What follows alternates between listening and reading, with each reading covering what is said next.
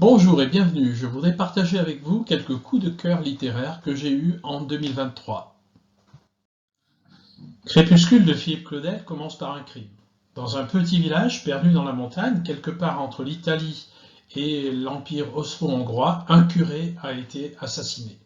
L'enquête est menée par le policier local qui s'appelle Norio et bientôt va se poser la question centrale. Doit-on trouver la vérité vraie ou bien la vérité efficiente, c'est-à-dire celle qui sera utile à la collectivité et acceptée par tous?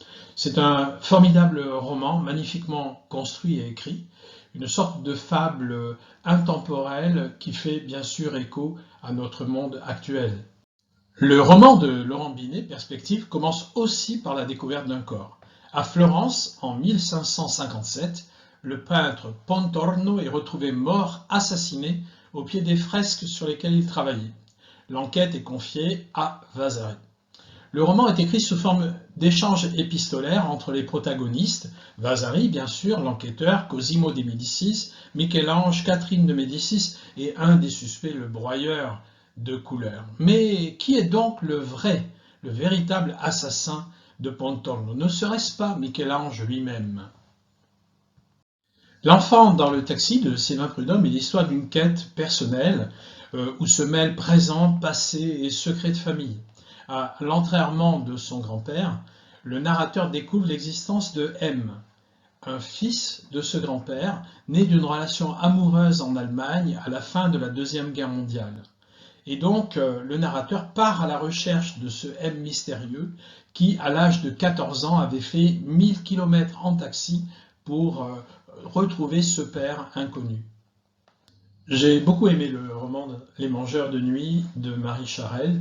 C'est un roman à la fois magique et empreint de poésie. C'est aussi un roman intéressant au niveau historique. L'action se situe entre 1920 et 1956 au Canada.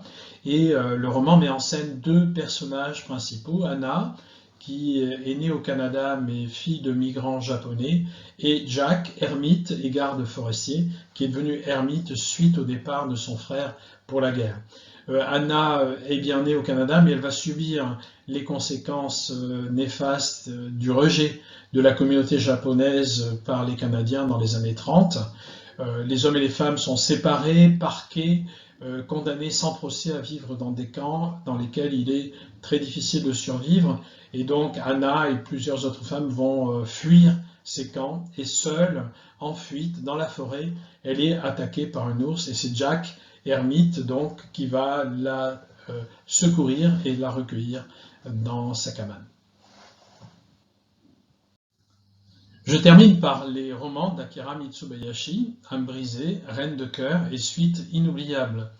Akira Mitsubayashi est un auteur japonais qui a choisi la langue française comme langue d'expression. Dans ces trois récits, qui forment une sorte de trilogie, on va retrouver à la fois des histoires d'amour et la musique qui allie les générations par-delà la mort. Il y aurait beaucoup d'autres coups de cœur à partager avec vous, alors j'ai préparé un petit livret avec d'autres suggestions de lecture et une quarantaine d'extraits de texte. C'est très facile à télécharger, vous pourrez télécharger ce livret en utilisant le QR code ici à droite ou bien le lien qui est indiqué ci-dessous. Voilà, bonne lecture!